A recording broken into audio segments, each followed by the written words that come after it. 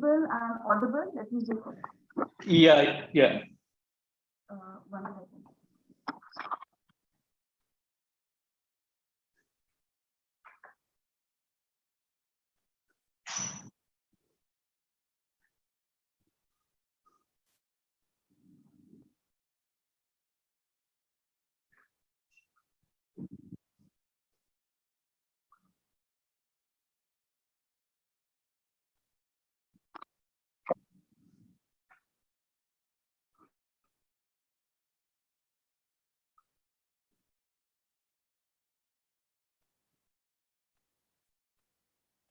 About okay. So am I audible, Madhu? Yeah, so it's not very clear, but I can hear you. The audio you mean? Yeah, the audio. Yeah. Could you just share your slides? Yes, I'll share my slides and maybe I'll start. So actually today this is little unsettled. So can I switch off the video if it's okay? I think that's perfectly clear. And then when there are questions, I can take. Yeah, sure.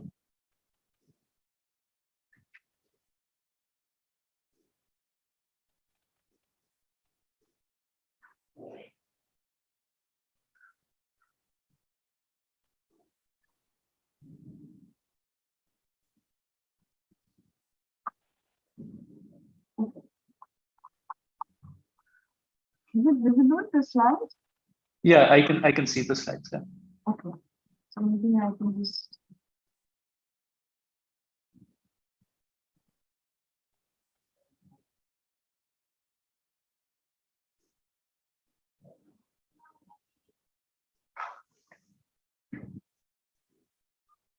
Okay, is it full screen? Yeah, it's perfect. Yeah. Okay. So so let me quickly introduce you and then I'll hand it over to you. Hello. Yeah. So it's a real pleasure to invite Joyee Ghosh for the talk. She's an associate professor at the physics department of IIT Delhi. So she did her PhD from the School of Physical Sciences at JNU under Professor Rupamanjari Ghosh. Following that, she was a Marie Curie Fellow at ICFO Barcelona, followed by an Alexander von Humboldt Fellowship at Saarland in Germany. And following that, she did another stint at as a JQI postdoctoral fellow at the Joint Quantum Institute in University of Maryland before joining IIT Delhi as a faculty member. So Joyee primarily works on experimental quantum information processing using photonics.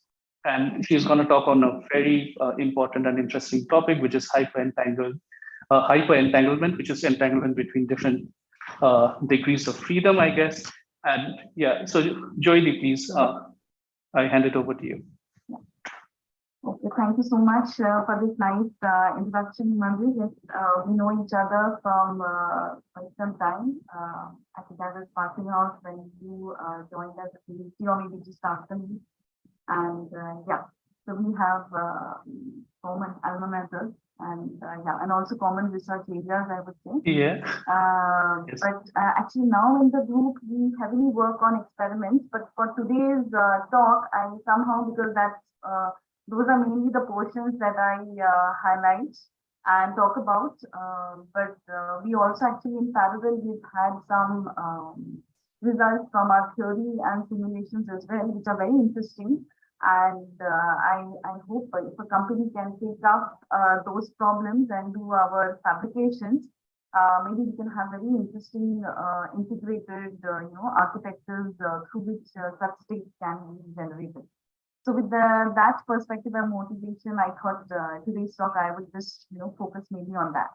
But I'll give, since it's a longish thing, so I have some time and scope for a little bit of introduction to my group as well. So for myself, actually I am from the Department of Physics in IIT Delhi, and I think I was introduced well by Himadri. And thanks to all the organizers in QIQT for giving me this opportunity to present our group's work. So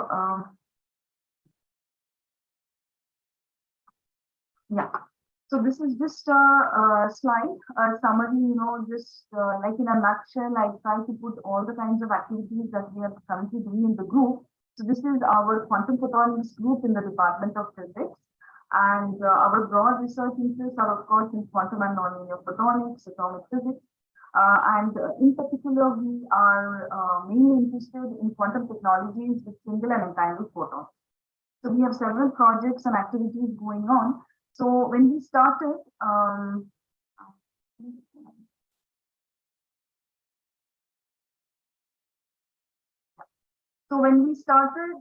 the group, actually we started with a very simple problem for producing or generating spin photons for quantum information application, rather projecting them onto this kind of an entangled state. So we first started the group with nonlinear crystal, actually the waveguide, and we started our operations with that. Currently in the group based on SPDC. SPDC is a very popular technique, people already know about it. So this is like the workhorse technique for producing correlated photon pairs, which you can actually use them for, so there are different kinds. You can use them as heralded single photons, or you can also use them as entangled photons coming from this very special nonlinear optical process, which is based on the second order nonlinearity of a crystal. So that is called spontaneous parametric downconversion, and this does not have a classical counterpart, as the popular say, because this requires quantum optics, precisely the quantization of light, and it can be explained by the vacuum fluctuation. So those are the roots, and that's why we don't have a classical counterpart for that. So based on that single one process, many groups and many researchers, are focusing on this particular process. And we have a few activities based on SPDC. So of course, we started with this particular one, which was to produce telecom photons, generate telecom photons, and then rather entangle them later on, as this was the entangled state. We currently have quantum communication projects, one which is fiber-based, WDM-based, and this is again utilizing a special crystal which is well known in the telecommunication community, which is lithium niobate. So this is a tabletop again setup and completely fiber, fiber-based. Everything is fiber or WDM-based in this, and we try to generate the photons and have them entangled onto this particular bed state. Sure. Another project is based on a free space quantum communication, whereby we also generate correlated photons through SPDC. But in this case, just not on the polarization, but we also try to take advantage of their orbital angular momentum. So these are actually activities in which our experiments are currently going on. So I don't have many details today because it's like one talk in itself. So I'm not focusing on that. But this is an interesting project because it is pertaining to free space quantum communication, particularly where two parties are not sharing a common reference frame. So if you try sending your qubits encoded in polarization, they might get distorted after traveling, long distances. Typically, let's say between two satellites, that's the scenario. So taking the goodness of both orbital angular momentum as well as polarization property of photons, we try to, have them encoded into some logical basis, logical encoding space, which will take care of this misalignment that could possibly happen between two parties that don't have a common shared frame of reference. So, so these are some of the activities, and then we are also interested in quantum detection of light. So we are interested in generating waveguide-based field light. This is where we are starting our activities, and so we are procuring not much that we have in terms of results to show in this. Anyway, another developed topic in our group is to explore QIQT processes. So just like QIQT, QIQT is the higher order, the third order nonlinear regime-based process, again nonlinear optical. So here instead of a single pump, you have two pumps, and output you have again a signal and the idler photon. The technicalities are slightly different because the pump wavelengths are of similar, similar regimes as the signal annihilator. This is called spontaneous four-wave mixing because of the four keys that are involved. And again, so the output is the same as this one. Here also you have pairs of photons. Here also you have pairs of correlated photons. So you can do interesting quantum optics with these, such as mapping them onto such kind of entangled states and all. So we have started actually our endeavors in this. And we are primarily interested in silicon on insulator nano waveguide designs. Pertaining to this, silicon is known for very high kite speed. So that is where we start. And the silicon, this field is also a little developed, but in the classical four-wave mixing thing, people are also, of course, now working for spontaneous four-wave mixing and employing these devices for doing, for generating quantum correlated photon types. So we have our results here is where we have partially started our experiments on this. And then another regime of activities that we have in the group have something to do with coherent light-matter interaction in atomic media.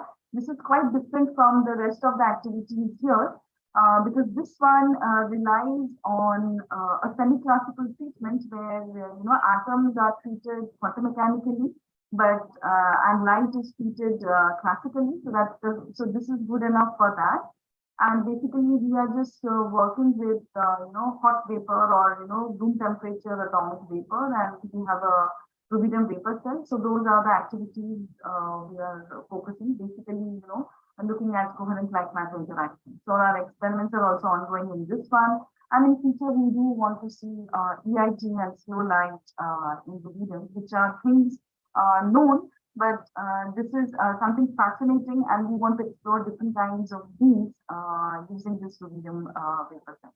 So this is somewhere we are also looking forward to. So yeah, I think. So this is a very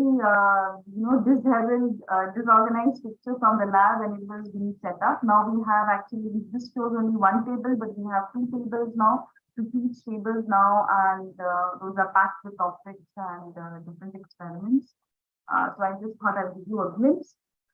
This is my group. Some people have left. Some people are like masters and BTech students who have actually left, and some one or two PhD students are also out. But we have more new faces in the group, and so they are really the workhorse behind all the work, experiments, and all the research. We also heavily collaborate with Professor Venkatraman in the electrical engineering department.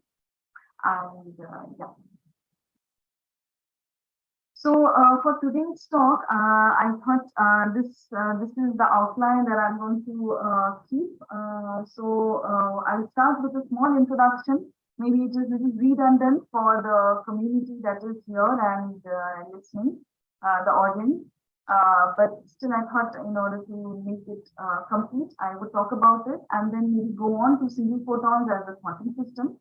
Then I'll be briefly talking about the technique of producing single entangled photons. There are more actually, but I'll be mainly focusing on SPDC. Because for today's talk, I'm really focusing on this particular problem, which is recent, which is based on recent studies from our group. So particularly post-selection-free entangled and hyper-entangled biphotons. Right? So SPDC in integrated multi-pole waveguide-based devices. So these are designs and results from our simulation. But again, as I mentioned, if companies can take up some of these fabrications, maybe we could have very compact integrated architectures to start with. Right? So the trends of enhancing computational power. There are coming to the introduction part, right? So people know about this, right? So in order to enhance computational power, there are two possible routes, right? So we can either make them larger and larger by interconnecting several units and thereby making it larger and therefore enhance the computational power. On the other hand, you can also make the component sizes smaller and smaller. So this is a picture of a benzene ring, which is a single molecule of benzene between two gold electrodes. And this is actually a molecular transistor that came up way back in 2009. And today actually, So many years after that, people have, have again bettered the performance of such transistors, single molecular transistors. And so if we talk about the Moore's law, so in the history of, people know about this, right? So in the history of computational hardware, the number of transistors that you can densely pack onto an IC chip, this actually doubles every 2 years, right? And if you see it on the reverse side of it, right? So how many atoms do we need for 1 bit of information is the opposite end of that, right? So this reduces more and more. So we've already hit this limit, and people are at the limit of few atoms or maybe a single atom, right? And so one needs to start worrying about quantum mechanics rather than relying on classical physics, because these objects or these systems would require quantum mechanics for their understanding their principles and everything, right? So because quantum effects start playing an important role and they allow new applications. So rather than getting afraid of them, why not take advantage of them? So this was the birth of quantum information processing, because researchers, many years back, they started in this direction and started talking about quantum information processing. Now, at the heart of any information processing, be it classical or quantum, right, you have the bits, which are the units of information, right? For example, in classical computation, you have the bit, which is a dichotomic system. It's either state 1 or state 0. So if you have n bits, there are total 2 to the power of n states that are possible. And on the other hand, in quantum information, we talk about qubits, which are the quantum bits, people already know. So these are just like your bits. They can exist in state 1 and state 0, but they can also exist in infinite number of superpositions that are possible. So when you come from different communities, you talk in different languages. So if you're from the atom, maybe focusing on atoms, we usually talk about the qubit sphere as the block sphere. If people from the photon side, they usually talk about the Poincare sphere. So this is the qubit is actually pictured as a vector whose origin, starting point origin is at the center of the sphere, and the tip of that vector can actually point at any point on this surface of the sphere. So any point will give you a particular state, which can be written out as a superposition of the 1 and 0. So in that sense, if there are n qubits, there are actually 2 to the power of n basis states. And in terms of those basis states, you can write out any other arbitrary superposition, right? So this actually gives you, helps to expand the state space of computation exponentially. And therefore, that gives an immense power to quantum information on top of classical information. Right, over classical information. So the only thing is, one needs to, so all these things look good in theory, but as we know, in practice, actually, the qubits need to also talk to each other. There are lots of problems in technologically establishing many qubits together. So it's not an easy task. So experiments are following the theoretical predictions and what, quantum information can do as a theory. So, but anyway, we are there.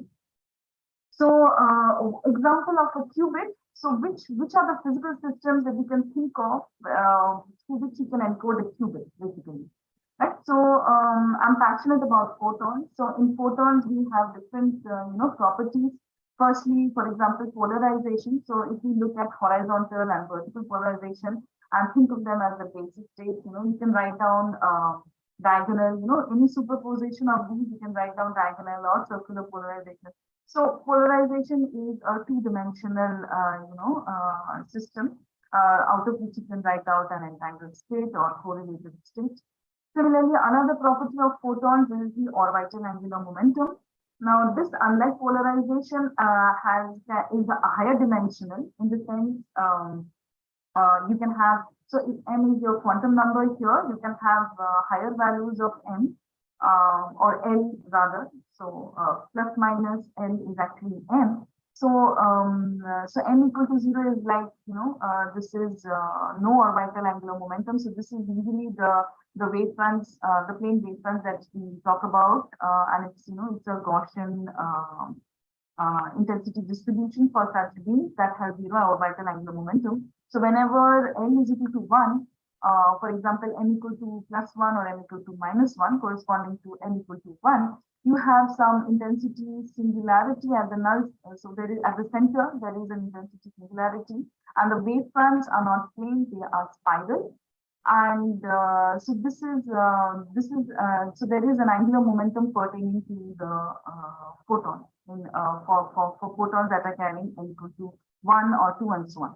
And this is just a discrete quantum number, so it doesn't have a limitation. So you can have L as high as possible. And in that sense, you can actually have high dimensional states pertaining to orbital angular momentum of photons.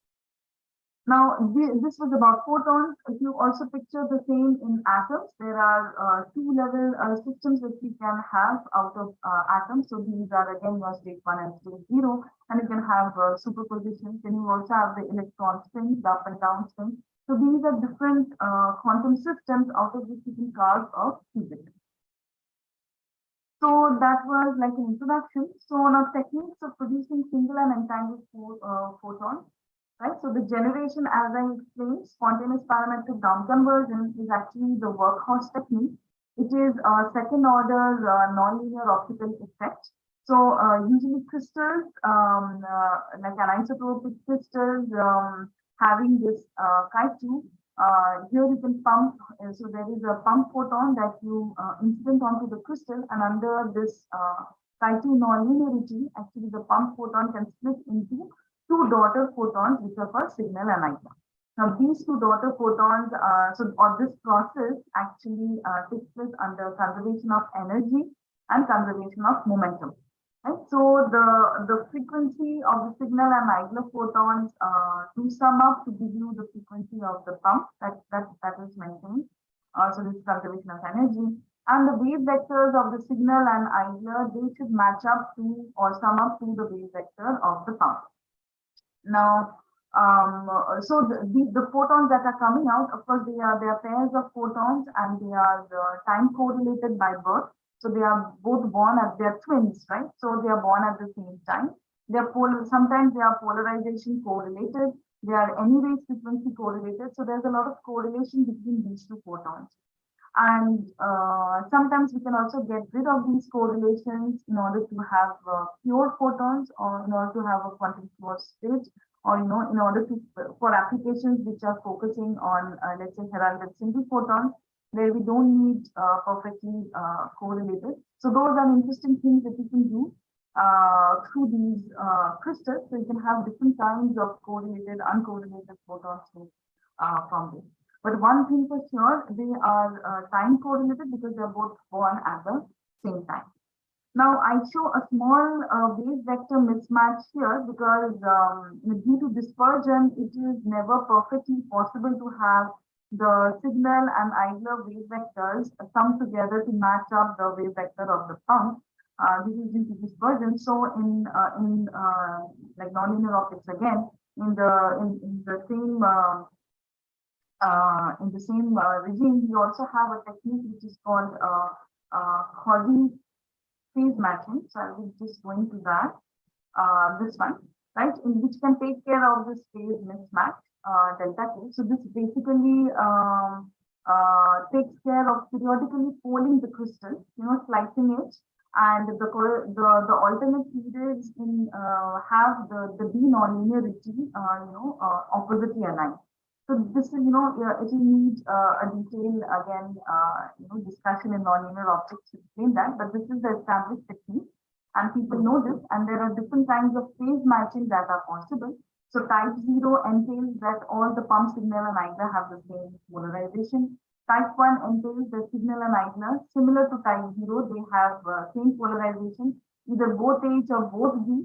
So they are the same in type 0 and type 1. Only difference is that they are orthogonal to the pump polarization in type 1. So, and type 2 is where we have the signal and IGA orthogonally polarized. Now, again, SPDC can be collinear as well as non-collinear. Non-collinear is when the signal and the either the wave vectors make an angle with respect to the pump, whereas collinear is when they are all propagating along the same parallel line. Right? So collinear SPDC is actually relevant for light propagation in a waveguide. So in a waveguide, we just have one direction of propagation. So we basically phase match a crystal which is in the form of a waveguide for collinear SPDC, and try to look at processes that are interesting after that. So as I mentioned, there are different kinds of entanglement that are possible, because once your photons are actually correlated, I go back to this slide, particularly if you are type 2 phase match, let's say your signal and either one is H, the other is V, or other way around, vice versa. You don't know which one is what. So you can actually map them onto a polarization entanglement state, which is something like this. So this is an example of a singlet state, the bell state, in which the signal is horizontal, the ideal is vertical, or the signal is vertical and the ideal is horizontal. So, so these are interesting states onto which you can map them.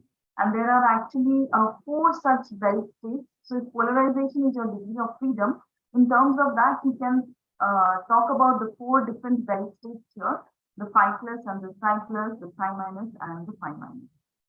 These are the 2-dimensional polarization dependent entangled states that I'm going to actually focus on this particular talk. And what are hyperentangled states? Hyperentangled states are those states or those states of biphotons where entanglement is present in more than 1 degree of freedom. So for example, entanglement is there in polarization as well as in spatial mode. Of course, the entanglement in each of this is independent of each other, but so the system is more entangled. In that sense, it's entangled in more than 1 degree of freedom. That is called hyperentangled state. You can also have polarization and OM, you can also have OM and time gain, and so and so. So what are the advantages? There is high data capacity, there is error resilience, there is secure information processing, and all of that. Those are applications of hyperentangled states, and they are very popular in quantum information processing and applications.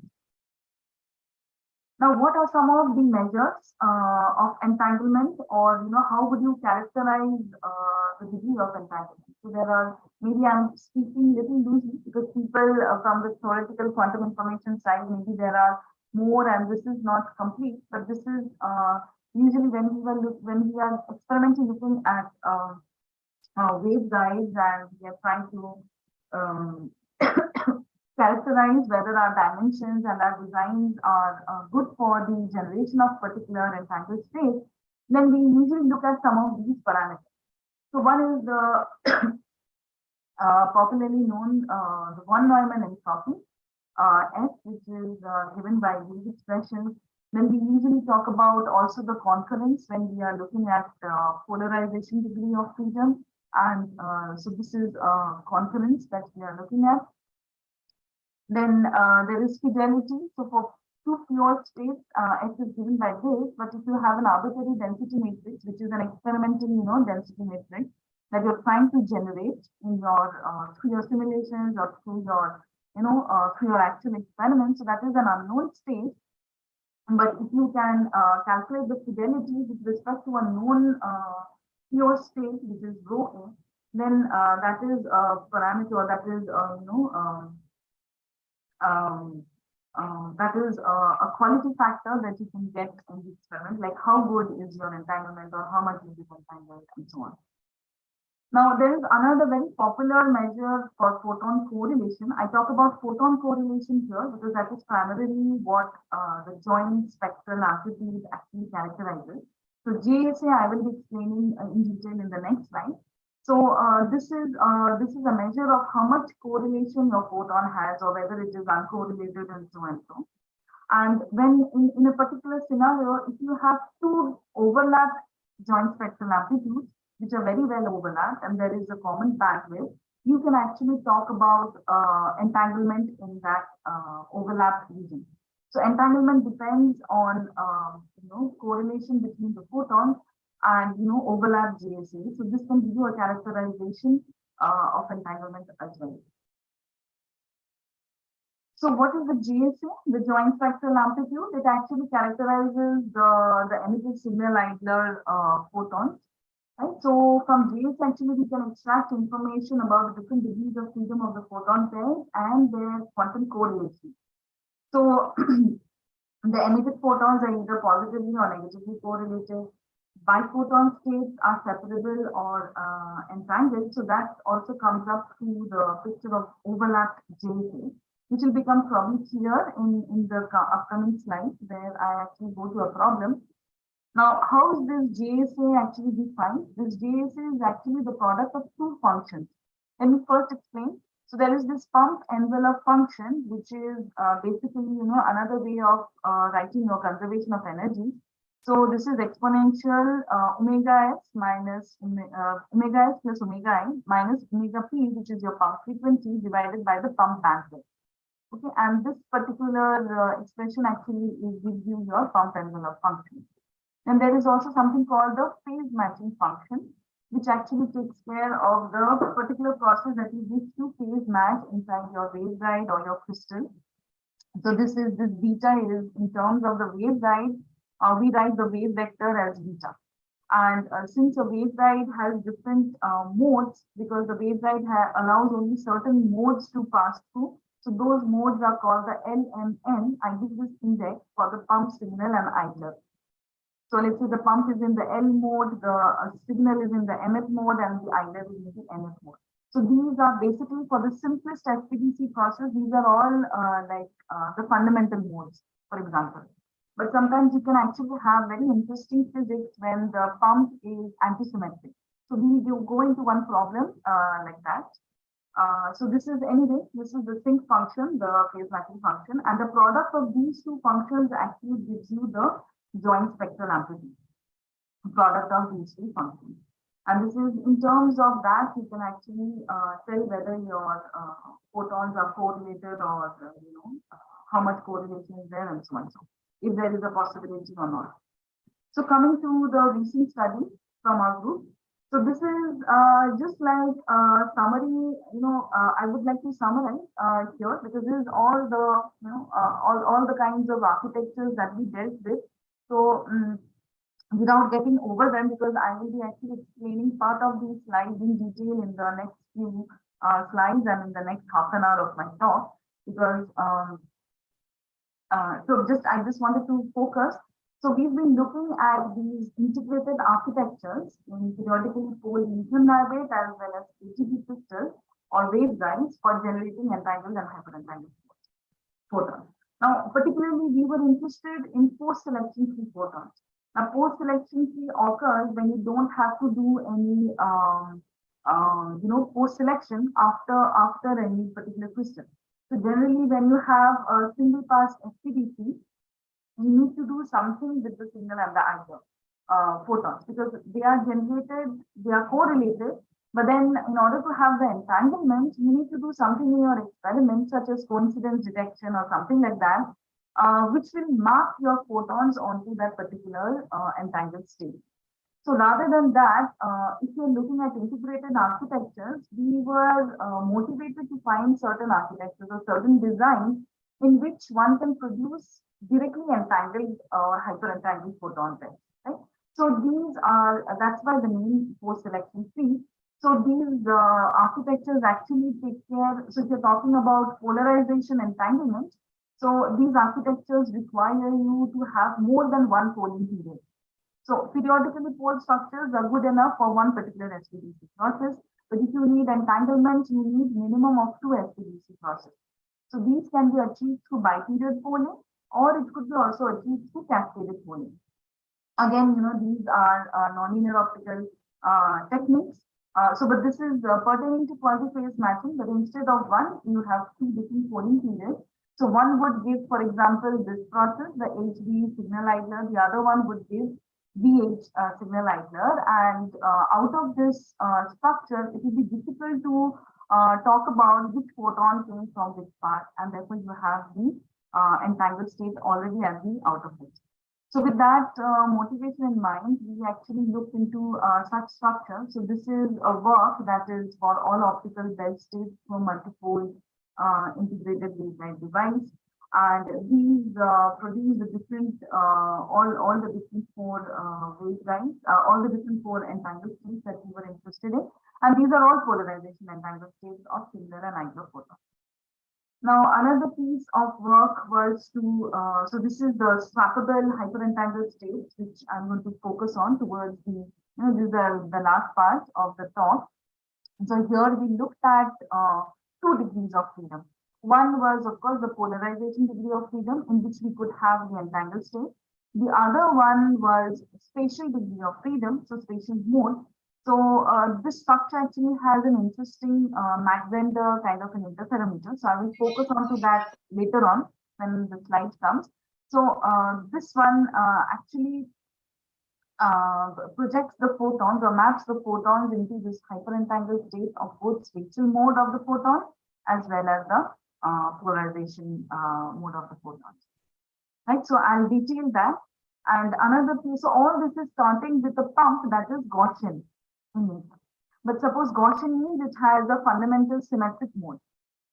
So sometimes you can do interesting physics just with a simple structure like this, in which the pump is not in its fundamental mode, it's in its first anti-symmetric mode, which is like an AG, so Hermite Gaussian 1-0 kind of a mode. So this picture looks like that, right? So with such a pump, due to parity condition, the emitted photons could be symmetric or anti-symmetric, right? So this one gave us, in order, so apart from using Gaussian pump beams, one can also start using anti-symmetric Hermite Gaussian 1-0 kind of a pump beam and have photons again hyper-entangled.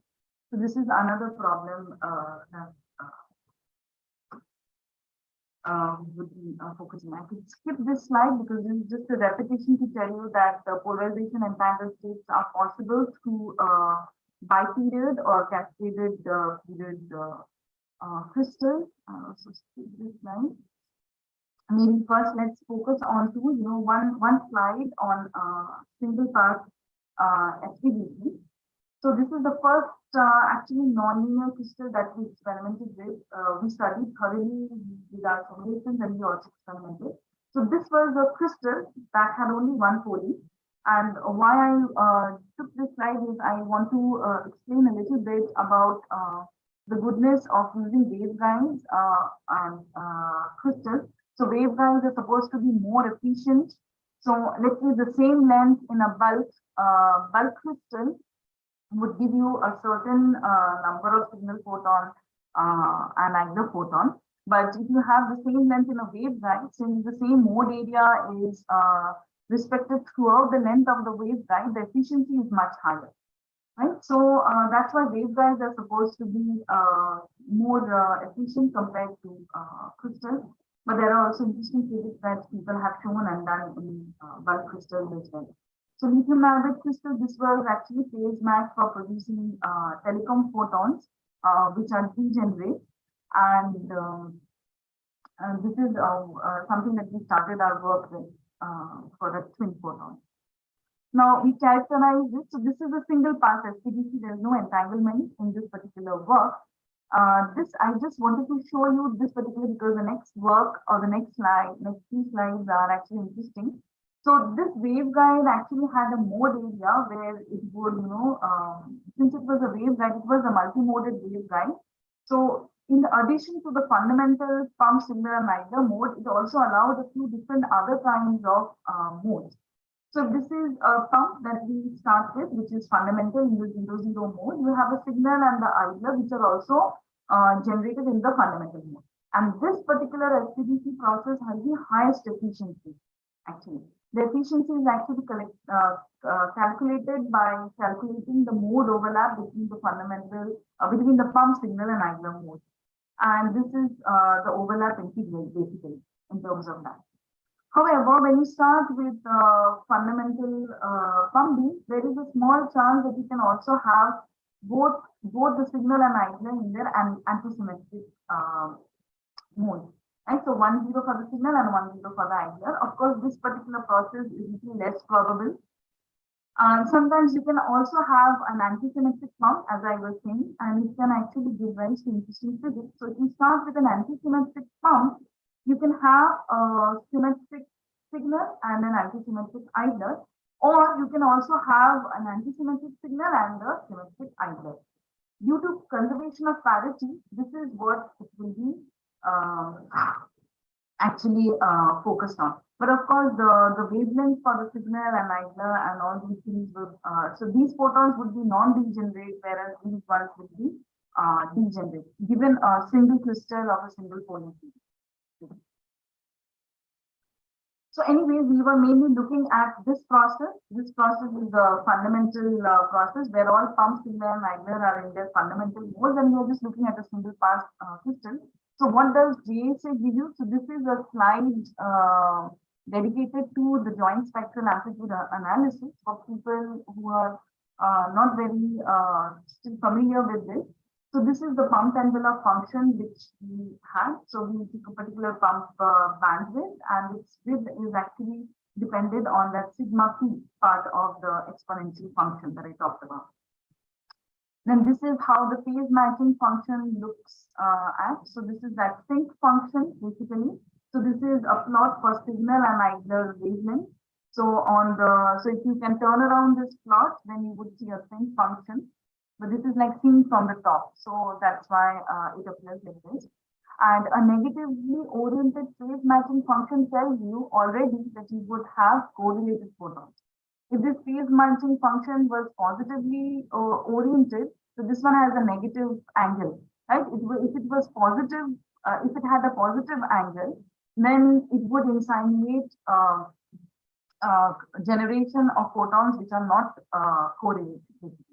But for our stuff, we needed correlated photons, precisely, you know, which we could use them for entanglement and so on. And anyway, so a product of these two particular functions actually give you the joint spectral amplitude. So when we have coincidences in the lab, for example, for any experimental measurement, when we do coincidences in the lab, this is actually you know, can be directly related to the mod square of this JSA. The mod square of this JSA is actually the joint spectral intensity. So that has a direct implication on the coincidences that we measure in the lab. So an inclined, negatively inclined ellipse tells you that this is good, and the photons are actually correlated. They are both telecom photons. Now, when we actually look at an HG10 beam, so instead of using a fundamental pump beam, if you have an antisymmetric pump beam, for example, a Hermite Gaussian 10 beam, then there are two processes, as I mentioned. So starting with a 10 pump beam, you can either have the signal symmetric and idler antisymmetric, or vice versa, which is the second process. Now, what we saw is these two processes are actually equally probable. When it comes to the mode overlap integral, they are very, very similar. But given our waveguide, the kind of phase matching or, you know, the polling period and all, these generated these two different phase matching functions which are pertaining to these two processes when we start with an HG10 beam. Because there are two processes which are equally likely. In contradiction to the fundamental operation, like the fundamental mode of the pump signal and idler, where only one process is most likely, here you have two equally probable processes. And if you take an overlap with the PEF, so if you take a product of these two functions, you get two different JSAs basically. So these two are very differently located. Now our idea was if we could have these two JSAs, you know, at one place and they are overlapped, maybe this could give rise to some kind of an entanglement, because it will be difficult to tell whether the photons came from this JSA or from this JSA. Right. However, with the current conditions and given the current crystal geometry and everything, this was not possible. So we started looking at a different crystal, and we chose a different pump wavelength. So this is the pump wavelength that we chose, and now we choose a waveguide with two polling periods, λ1 and λ2. So in addition to the spatial mode, actually, by choosing λ1 and λ2 polling periods, we are actually also looking towards polarization entanglement, right? So something that I talked about in the earlier slide, where we are looking at bi-period or cascaded polling kind of thing. So the two different pollings would give you these processes where you have both signal and idlers in horizontal and vertical, or vertical and horizontal. One process would support this, the other process would support this. So that's how you could have at the end of it, the signal and idler can be coming from any of these processes, but it will be ambiguous, and therefore you can have the polarization entanglement in there. By choosing a pump B, which is AG10, you can actually have the two different processes which are, again, spatial mode entangled. Right? So whether the signal came from this one or it came from this one, it will be hard to decipher. So there is a spatial mode entanglement in this one. So using all of this, so each of these phase matching conditions would give rise to these two different processes for the spatial modes. So ultimately, when you plot out the JSA and the phase matching intensity before that, so this is the pump envelope intensity, this is the phase matching intensity. So each of these two, so this is like, two of these lines are pertaining to the polling period λ1, and these two lines are pertaining to the polling period λ2. As you can see, all these four phase matching intensities, they all cross at a common point of intersection. And if you can actually design your crystal or design your waveguide in such a way that the pump envelope intensity also crosses through this common point of intersection, you can actually have a J psi that looks like this. So actually this looks like one single ellipse, but if you actually zoom out this portion, these are actually four overlapped ellipses coming from these four different processes. So when these are overlapped, actually, if you look at the signal wavelength versus the sync function, so these are the four sync functions pertaining to the four SPDC processes from those four phase matching intensities. And as you can see, they are slightly displaced with respect to each other, but if you look at this overlap region, so this is the overlap region, which is really the common overlap of all the four processes. In this particular region, you can actually define the hyperentanglement of the photons, both in polarization as well as in spatial. So this is how we could write the hyperentangled state. This is in the polarization, and this is in the spatial mode. This one was maximally entangled because it's all in a waveguide. So the waveguide has very fixed symmetric and anti-symmetric modes.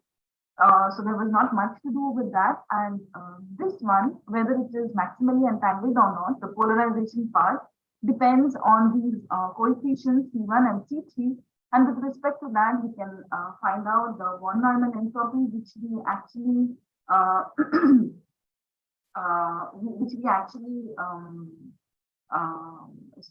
we saw it as a result of the height or on the dimensions of the crystal or the wavelength. So I would like to go on. So there is, I think, 10 minutes left. So I would like to go on to the other problem, which is the generation of swappable hyperentangled photon state. So again, so this the previous problem was about spatial mode and polarization. This one is also about spatial mode and polarization, but the spatial mode is in a slightly different way. In this particular hyperentangled problem, which is also swappable, we look at the design something like this. I hope it is visible. So this design takes care. So there is a single pump which is Gaussian. So this is in its fundamental mode 0, 0. This pump goes through a white splitter. There is path 1 and there is path 2. Path 1 actually separates out into these two segments, segment A and segment B after a white splitter. Part 2 has a half-wave plate to convert the pump polarization, because here the polarization that we require for LPGC are slightly different for the pump. So we need a half-wave plate here, because this entire structure is actually in potassium titanium phosphate, and KTP has certain non-linearity, and it can only allow certain kinds of phase matching, starting with a certain kind of pump polarization and so on. Right? That's why we need this half-wave plate. Those are details actually, but the main idea for this is, this particular region, or this particular region, this actually plays the role of a modified Mach-Zehnder interferometer. Right?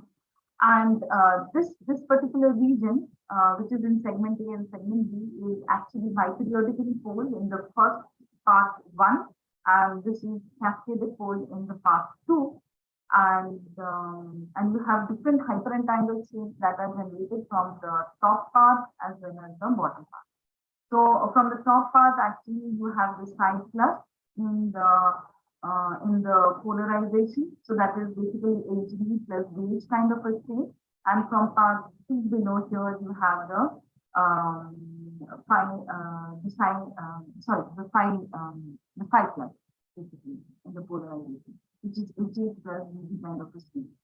And the spatial mode is it's swappable between 0 plus 1 to 0 1 plus 1 0. So those things will get clear.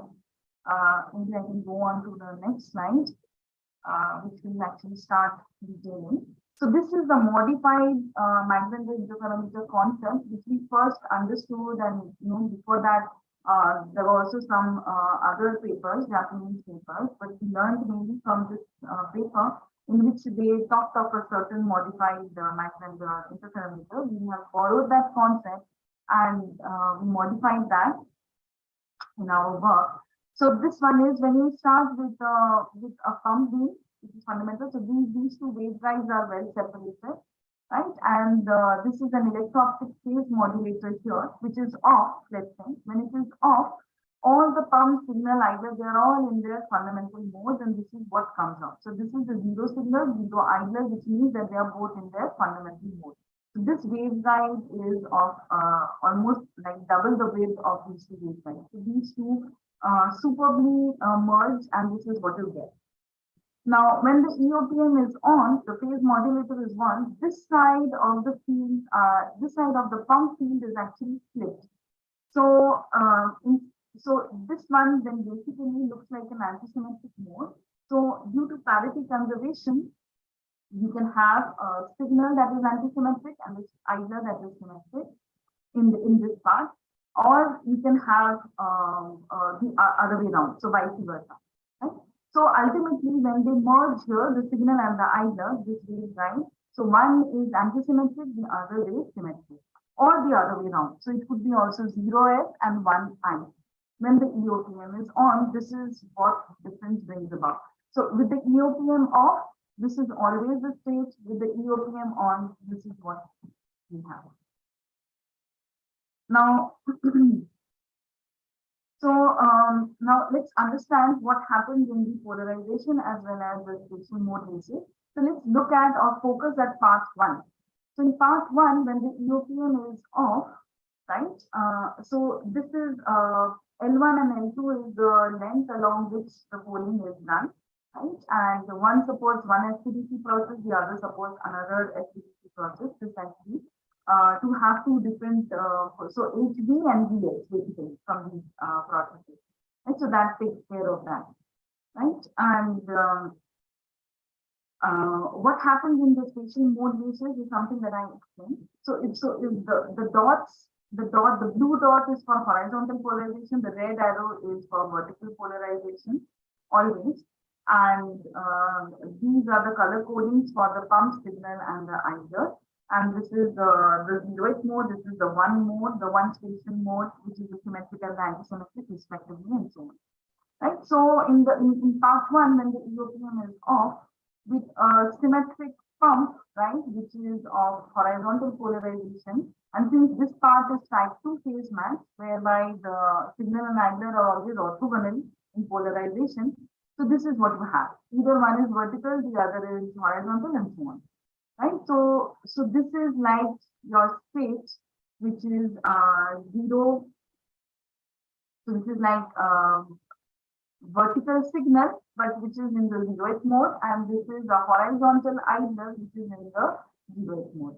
Similarly, the same symmetric pump or could also give both of them anti-symmetric, which is signal and idler. So this is one S and one I, but one of them in vertical and the other one is horizontal.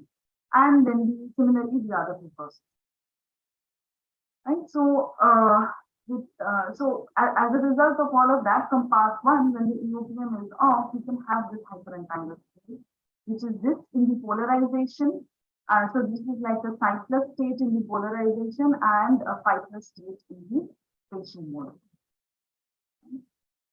And this is another inspection of the or verification of the parity conservation that I was talking about. So this is all of them in the fundamental mode, and this is when both of them. So with starting with the fundamental pump, you can also have them in both of them, signal and idler, in the anti-symmetric mode. So in mode 1, basically. And so these are the processes that are possible. And so this is one, and this is the other. You see both of them are equally possible. Now, the situation when the electro-optic phase modulator is on. So when the electro-optic phase modulator is on, the pump, this part of the pump is actually flipped, and there are different processes again, corresponding to that. When the pump is anti-symmetric, the signal and the idler, one of them has to be symmetric, the other one has to be anti-symmetric. So these are all the 4 processes, and pertaining to them, there are also, the 2 other processes which arise due to the other kind of polarization that is possible, combination that is possible. So when the EOPM is on, actually we have this one that is fixed. This part remains the same, it does not affect the polarization, but this part is actually swapped. From 0, 0 plus 1, 1 state, we now have a 1, 0 plus 0, 1 state. So with the EOPM on, off or on, we can actually swap the hyper-entangled states from the previous one to this one. So with the EOPM off, you have this particular kind of system. So again, a similar picture for verification of this parity conservation that we have. Now, similarly, in part 2, we focus on type 0 and type 1 HPDC processes, whereby the pump and the signal and the idler always have the same polarization. Either both are H or both are V. So these are the probable 4 processes that we have. So in part 2, actually. Yeah. Hi, Joyee. Sorry to interrupt. Yes, I think I'm just nearing my last slide. I'll just finish up. Yeah, I think, this is the last time. So in part 2, actually, we focus on the other 2 kinds of mismatching. So this part 2 basically affects your polarization degree of freedom. So instead of an HV and VS, here we have a VS, VV and HH kind of a thing. And similarly, when the EOPM is off, you have this thing in the spatial mode basis. And when the EOPM is on, you have this particular state in the spatial mode basis. Right, so these are the different kinds of hyper-entangled states which we try to look at through this particular structure that not only gives you polarization and entanglement, entanglement and polarization, but also in spatial mode. So the structure actually has 2 parts. The 2 parts give you 2 different kinds of polarization entanglement, and the EOPM, the electro-optic phase modulator, whether it is on or off, swaps the state from one particular hyper-entangled state to the other one in spatial. So this is we also did the day sign. We don't have so maybe this is the concluding slide. So we looked at von Neumann entropy in this particular work for the cyclus and the psi- state. The fidelity for producing in polarization, the cyclus and the phi+ state, and also the concurrence of this. And for more details, actually, one has to take a look at the paper which is pertaining to all these results. Yeah, I think I'm done.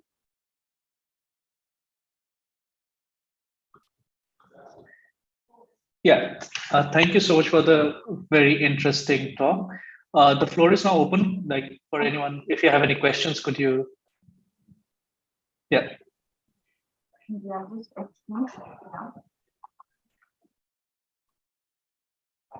Yeah, there are a couple of questions I see. No?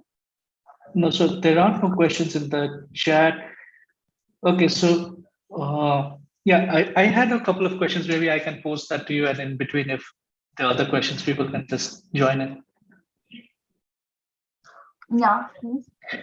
Yeah, so one thing I wanted to ask is, so yeah, this could be a very silly question. So how does, like, if you're thinking about this from an experimental point of view, how does measurement actually affect this? Like, supposing I have these hyper-entangled states and I want to do a Bell measurement on either of these. Like, if I'm trying to look at 1 degree of freedom, would it actually affect the other? Or can I just independently go about doing it? So when we are actually doing this, entanglement, so you want to measure entanglement, you want to see what is the measure of entanglement in the spatial mode as well as the polarization, right? Is that Yeah, the question, Himadri? yeah. So I mean, like, experimentally, how challenging it is. Like, I think theoretically it would be simple to do it. So a spatial mode entanglement is something that is already there in the structure. So the waveguide design or the architecture, basically the waveguide mode area and all of them, that has to be actually designed very particularly because that should, I mean, the best would be a structure that would allow only symmetric and anti-symmetric modes and no other higher order modes in order to have a more cleaner structure. The spatial mode entanglement is something that we would already, start off with. Like we've already assumed that, and these characterizations which are here, particularly in this slide, such as the one-Norman entropy, fidelity conference, these are all with respect to the polarization degree of freedom, as you can see. So the psi plus and the phi plus, these are like the pertaining to the polarization degree of freedom. So there's the spatial is something that we assume because that is given with the waveguide structure. So the waveguide is very so, but if I want to do some, it has very So, sorry. Yeah, I meant like if I want to do some information protocol, but both these entanglements are available to me. Yes, they are both available, right? So that is what is coming out out of this. So they are post-selection free, and that is what you are having at the end of this. So the states that, so the photons that you're collecting, they are non-degenerate, first of all. The signal and idler are non-degenerate, right? But they are hyper-entangled. And that is the state directly that you are getting out of this particular, integrated device or this architecture. Okay. Yeah. So yeah, let me thank Joyee once more. Experimentally, I think experimentally, yeah, sorry. Architectures is probably little challenging, but there are simpler architectures to this. So, for example, basically one can also look at these architectures where instead of going into hyperentanglement first, suppose if you have a single waveguide which has this biperiod polling or this cascaded polling, then already at the end of it you have this particular state which is the polarization entangled state of the photon. So at least first of all, having these structures, what I know from there are some Japanese, one or two Japanese groups. I think they do fabricate such biperiod crystals. But if you can have that better, maybe there are different techniques of doing. So already by these bare structures, and then once these can be mastered, one can have them in an integrated fashion and have more complicated structures to generate hyperentanglement, for example. Yeah. These have to be tested along with the white speakers and everything. Yeah. Yeah, but yeah, it's very interesting. Like this can actually be integrated into like photonic systems. So for example, for quantum teleportation or for super densities, right? You need different kinds of entangled states. And so also, you know, that, so something like this would be interesting. So on demand, like whatever state you want, any of these four bell states, right? You can actually do teleportation. So if you have an architecture like this on tabletop, you can actually have all the four different bell states. And then, you know, since these are non-degenerate photons, of course, you know, through frequency filters or through some kind of, you know, frequency splitters, you can have the signal and idler in different, so if you want to separate them out, the signal from the idler, then you would need some frequency splitters or something like that. So those are possible. I mean, particularly for fiber-based applications, we have these splitters which are available that can split your photons in terms of frequency. Right? So you can have a signal going in one direction and the idler going in one direction, and do, you know, different kinds of interesting physics, but their entanglement is easy. yeah. Okay, yeah. So thank you so much, Joyee. And I think there are no more questions in the chat. So yeah, let us move on to the next speaker. Okay. Yeah, thank you so much. So Devashish, are you around? Yes. Yeah, hi Devashish. So yeah, could you please share your slides?